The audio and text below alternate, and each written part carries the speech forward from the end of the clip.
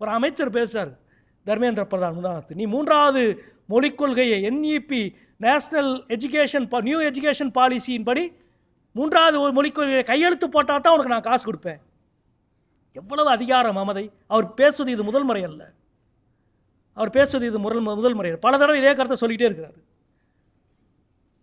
அந்த கருத்து கவனம் பெறுவது மட்டும் எதிர்ப்பது என்பது வேறு, அந்த அரசியலை துணிந்து எதிர்ப்பது என்பது வேறு.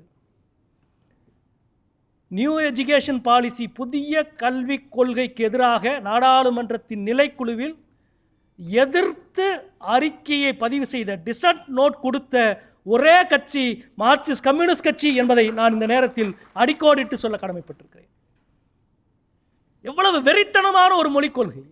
3வது மொழிக் கொள்கையாக, 3வது மொழியாக வட மாநிலங்களிலே எந்த மாநிலத்திலேயாவது தென்னிந்திய மொழியை கற்றுக் கொடுக்கப்படுகிறதா?